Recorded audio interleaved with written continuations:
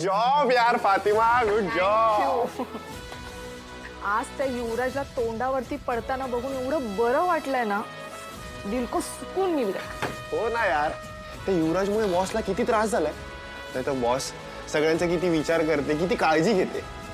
पण तो युवराज त्यांनी एक चान्स सोडला नव्हता बॉसचा इन्सल्ट करण्याचा. आपण ह्या वेळेस बॉसनी सुद्धा चांगला चान्स मिळवला. हो, पण टेक्नो एवढ्यावरतीच थांबून चालणार नाही. तो युवराज खूप पोचलेला माणूस आहे. क्रिमिनल सोबत एवढे कनेक्शन्स आहेत ना त्याचे, सगळे बाहेर काढायचे, सगळे काढणार फातिमा, सगळे कनेक्शन्स बाहेर काढणार. आता तर बॉस त्या घरात घुसली आणि ती त्या युवराजला असं सहजासहजी सोडणार नाहीये. माझा पूर्ण कॉन्फिडन्स आहे तिच्यावरती.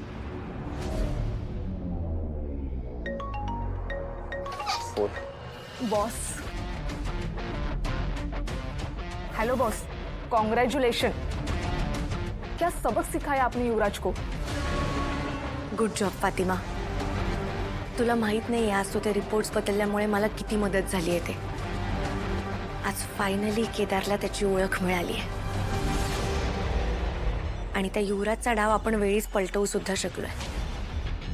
Good job. सगळ्यात महत्त्वाचं म्हणजे आता केदारला कधीच त्याच्या वडिलांचं नाव नाहीये म्हणून अपमानित व्हावं लागणार नाही. खरंच खूप छान काम केलंय तुम्ही आज. Thank you so much. थँक्यू काय बॉस. केडी सर माझ्या भावासारखे आणि त्यांच्यासाठी मी एवढं नाही करणार का. ते सगळं ठीक आहे, पण बॉस तुम्ही दोघं ओके आहात ना. कारण आम्ही प्रेस कॉन्फरन्स बघितली आणि त्यात पत्रकारांनी जे प्रश्न विचारलेत त्यांनी केडी सर नक्कीच डिस्टर्ब झाले असतील. आणि एखाद्याच्या लाईफमध्ये एवढं पर्सनली का घुसायचं. हो, पण ते अपेक्षित होतं. केदार पण थोडा अस्वस्थ झालाय, पण आज इतक्या वर्षानंतर त्याच्या आईला न्याय मिळाला म्हणून त्याला थोडं बरंही वाटलं असेल.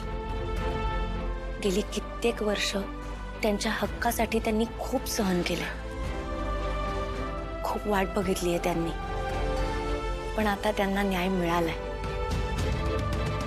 आणि ह्यात सगळ्यात महत्वाची गोष्ट ही आहे की आता दयानंद काका आणि केदारच्या नात्यावर कोणीच संशय नाही घेणार. फातिमा, तुला कल्पना नाहीये तू काय केलंयस ते.